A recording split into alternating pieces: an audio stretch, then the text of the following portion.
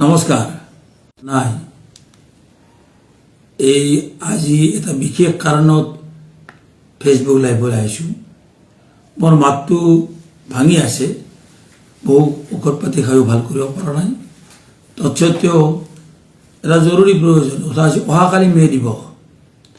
কাইলৈ সমগ্ৰ বিশ্বৰে শ্ৰমজীৱী মানুহে তেওঁলোকে নতুন সংকল্প গ্ৰহণ কৰিব, নতুন সমাজ গঢ়াৰ।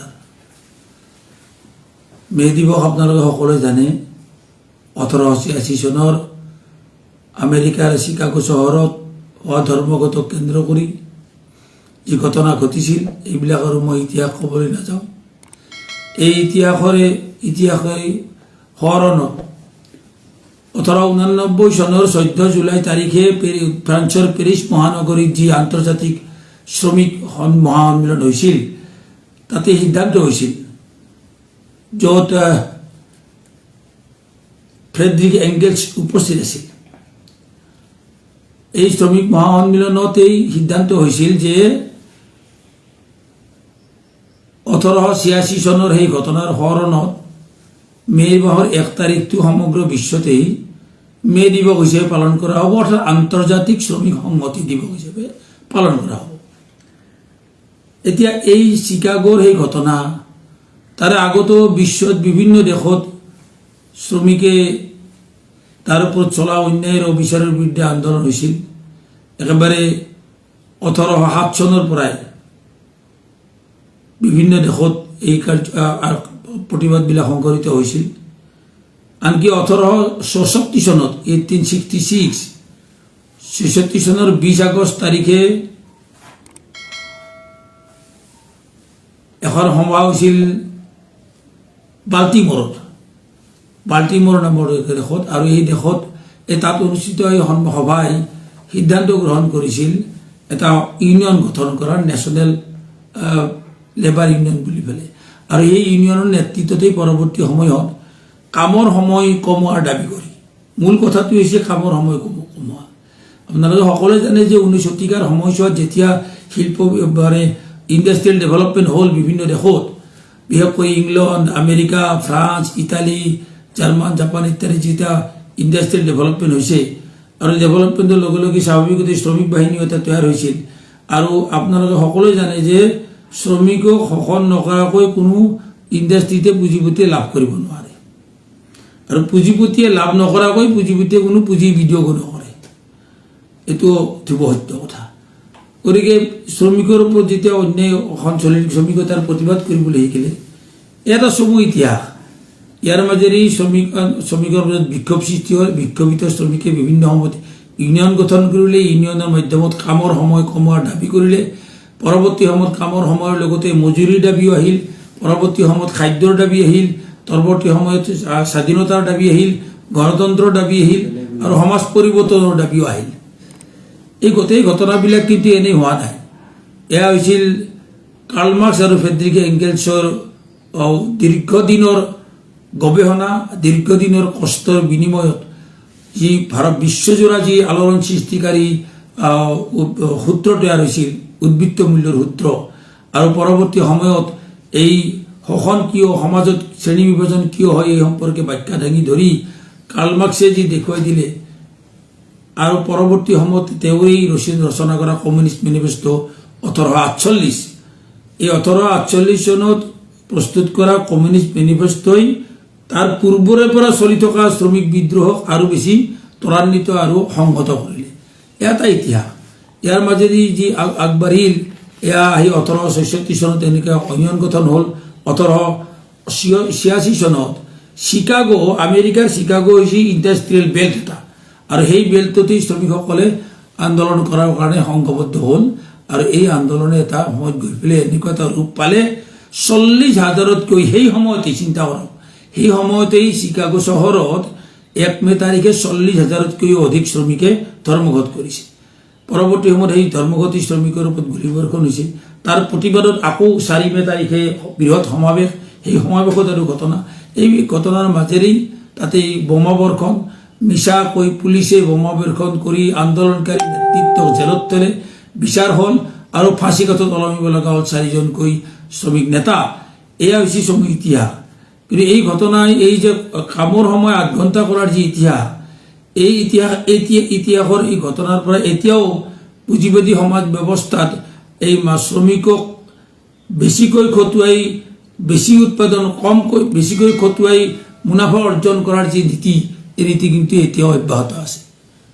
আৰু আজি আমি কি দেখিছোঁ, চিকাগোৰ পৰা এতিয়া আমি প্ৰত্যক্ষভাৱে আহোঁ ভাৰতবৰ্ষৰ নয়ডালৈকে, উত্তৰ প্ৰদেশ, হাৰিয়ানা, ৰাজস্থান, দিল্লীৰ যি বৰ্ডাৰ এৰিয়া, অৰ্থাৎ গুৰগাঁও, নয়ডা, মানেছাৰ ইত্যাদি যিবিলাক অঞ্চল, ইপিনে গাজিয়াবাদ পৰ্যন্ত, আনপিনে শুনিলোঁ কেৰলবাগ পৰ্যন্ত, ভিৱান্দি পৰ্যন্ত, ৰাজস্থান ভিৱন্দি পৰ্যন্ত শ্ৰমিক বিদ্ৰোহ। এই শ্ৰমিক বিদ্ৰোহ হৈছে কিন্তু কামৰ সময়ৰ কাৰণে 12 ঘণ্টা 14 ঘণ্টা ধৰি এতিয়াও কামত খটাই থাকে। 19 শতিকাত 19 ঘণ্টা 20 ঘণ্টা ধৰি কাম কৰিবলৈ বাধ্য কৰাইছিল। আৰু আজি 21 শতিকাৰ শেষ পৰ্যায়ত আজি আমি কি পাইছোঁ দেখিছোঁ যে আচৰিত ধৰণে এই ঘটনা ঘটি আছে যে শ্ৰমিকক 12 ঘণ্টা 14 ঘণ্টা পৰ্যন্ত কাম কৰাবলৈ বাধ্য কৰায়। এই কথা আমাৰ কথা নহয়। মানেশ্বৰত ধৰ্মঘটী শ্ৰমিকে ৰাজপথত আহি ছ'চিয়েল মিডিয়াত বিভিন্ন মিডিয়াৰ সন্মুখত মুক্তভাৱে নিৰ্ভয়ে আৰু অতি খঙেৰে তেওঁলোকে ব্যক্ত কৰি আছে কি ধৰণে ঠিকাদাৰৰ তলত কাম কৰা শ্ৰমিকসকলক নিৰ্মম অত্যাচাৰ কৰা হয়, যৌন নিৰ্যাতনৰ পৰা আৰম্ভ কৰি কামৰ সময়ৰ ক্ষেত্ৰত, ছুটিৰ ক্ষেত্ৰত, তেওঁলোকৰ বেমাৰ আজাৰৰ সুবিধাৰ ক্ষেত্ৰত, প্ৰভিডেণ্ট ফাণ্ডৰ ক্ষেত্ৰত, গ্ৰেচুইটি পোৱাৰ ক্ষেত্ৰত, তেওঁলোকক মাহিলী দৰমহাখিনি ঠিকমতে পোৱাৰ ক্ষেত্ৰত বিভিন্ন অত্যাচাৰী ভাৰতবৰ্ষত চলি আছে। বিশ্বৰ বহু দেশতো চলি আছে, কিন্তু ভাৰতবৰ্ষত এয়া অতিশয় নিৰ্মম ঘটনা। যি সময়ত ভাৰতবৰ্ষত আমাৰ নৰেন্দ্ৰ মোদী ডাঙৰীয়াই আমাৰ দেশক বিকশিত ভাৰত বিভিন্ন বিশেষণেৰে বিভূষিত কৰি আছে, সেই সময়ত ভাৰতবৰ্ষৰ খুদ ৰাজধানীৰ সন্মুখত আজি শ্ৰমিকৰ এই বিদ্ৰোহ। এয়া হৈছে মে দিৱসৰ অমৰ বাণী। আমি সৰুতে এটা শ্লোগান শিকিছিলোঁ, মে দিৱসৰ অমৰ বাণী দিশে দিশে উঠক ধ্বনি। আজি সেই ধ্বনি আমি শুনিবলৈ পাইছোঁ। আমাৰ চিকাগোত যেনেকৈ শুনিছিলোঁ, একেই ধ্বনি আমি শুনিবলৈ পাইছোঁ আমাৰ ভাৰতবৰ্ষৰ ৰাজধানীৰ ওচৰৰ মানেশ্বৰত, ৰাজধানীৰ ওচৰত গুৰগাঁৱত, ৰাজধানীৰ ওচৰত গাজিয়াবাদত, ৰাজধানীৰ ওচৰত ভিৱান্দিত এই আজি ঘটনা দেখিবলৈ পাইছোঁ। ইয়াৰ পাছতো কিন্তু আমাৰ দেশৰ শাসকবৰ্গই লাজ পোৱা নাই। নিৰ্লজ্জ ইহঁত এই শাসকবৰ্গ। নিৰ্লজ্জ কিয় নহ'ব কওকচোন? কোটি কোটি টকাৰ পাহাৰ গঢ়িব পাৰিছে ইয়াতে পুঁজিপতিসকলক ৰেহাই দি। 2 লক্ষ কোটিতকৈও অধিক টকাৰ কৰ ৰেহাই দিছে। আজি এইখন 20 লক্ষ ক্ষমা কৰিব, 20 লক্ষ কোটিতকৈও অধিক টকাৰ মানে দিব লগা ঋণ ৰেহাই দিছে। গতিকে এটা তেওঁলোকৰ নেক্সাছ গঢ়ি উঠিছে, কৰ্পৰেট গোষ্ঠীৰ লগত বিজেপিৰ এটা নেক্সাছ। আৰু এই নেক্সাছে আজি সময়ত দেশখনৰ সকলো সম্পদ কুক্ষিগত কৰা আৰম্ভ কৰিছে। এফালৰ পৰা তেল, পানী, মাটি, অন্যান্য কৃষিজাত সামগ্ৰীৰ পৰা আৰম্ভ কৰি বিস্ফোৰণ ঘটিলেই আমাৰ ৰাজধানীৰ বুকুত। ইয়াৰ পৰা আমি শিক্ষা ল'ব লাগিব। শ্ৰদ্ধেয় ৰাইজ, মে দিৱসৰ এই প্ৰাকখনত আমি সমূহ শ্ৰমজীৱী ৰাইজৰ ওচৰতে আবেদন, ইয়াৰ পৰা আমি শিক্ষা লোৱা উচিত। অসমতো সেই একেই ঘটনা চলি আছে। অসমৰ আজিও বাৰে বাৰে আমি ক'ম যে অসমত চাহ বাগানৰ 12 লক্ষ শ্ৰমিকে এতিয়াও মাত্ৰ 250 টকা দিন হাজিৰাত কাম কৰে। এতিয়াও অসমত 2,71,000তকৈও অধিক মহিলাক মজুৰি নিদিয়াকৈ কামত খটুৱাই আছে চৰকাৰে। অসমত লক্ষ লক্ষ শ্ৰমিকৰ আজিলৈকে ন্যূনতম মজুৰি ঘোষণা নকৰিলে 10 বছৰ ধৰি। একেই ঘটনা ঘটিছিল উত্তৰ প্ৰদেশৰ আমাৰ যোগী আদিত্যনাথৰ চৰকাৰেও একেই কামেই কৰিছিল। এতিয়া শ্ৰমিকৰ বিস্ফোৰণ দেখি, শ্ৰমিকৰ বিদ্ৰোহ দেখি ভয়তে পপুৱা লাগি 1 ৰাতিৰ ভিতৰত মিনিমাম ৱেজৰ ঘোষণা কৰিলে। যিটো ঘোষণা কৰিলে সিও এটা ভণ্ডামি। তেওঁলোকে ঘোষণা কৰিব লাগিছিল 23,000, ঘোষণা কৰি দিলে মাত্ৰ 15,000 টকা। হাৰিয়ানাতো একেই ঘটনা ঘটিল, একেই ঘটনা। হাৰিয়ানা চৰকাৰেও একে কামেই কৰিলে। চৰকাৰৰ 10 বছৰ ধৰি 2015 চনৰ পৰা ন্যূনতম মজুৰি ঘোষণা কৰা নাই।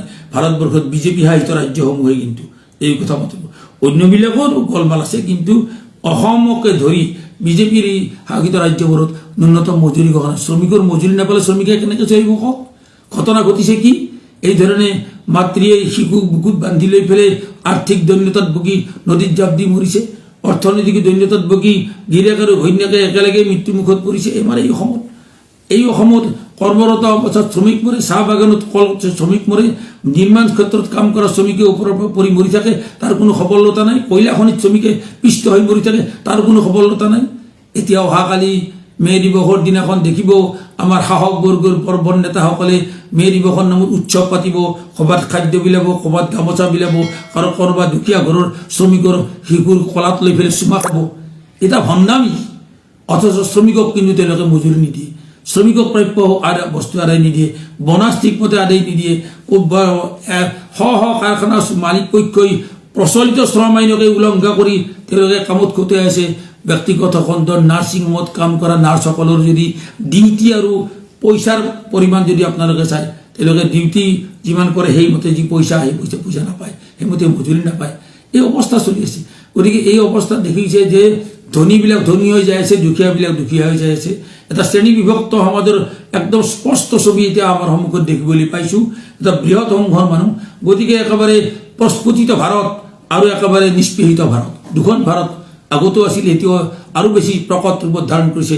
প্ৰস্ফুটিত ভাৰতৰ নেতা হৈছে নৰেন্দ্ৰ মোদী, নেতা হৈছে আম্বানী আদানীহঁত, আৰু নিষ্পেষিত ভাৰতত আজি এই শ্ৰমজীৱী মানুহ এই ধৰণে পিষ্ট হৈ আছে। এই নিষ্পেষিত ভাৰতক আজি নেতৃত্ব দিব লাগিব শ্ৰমজীৱী মানুহে।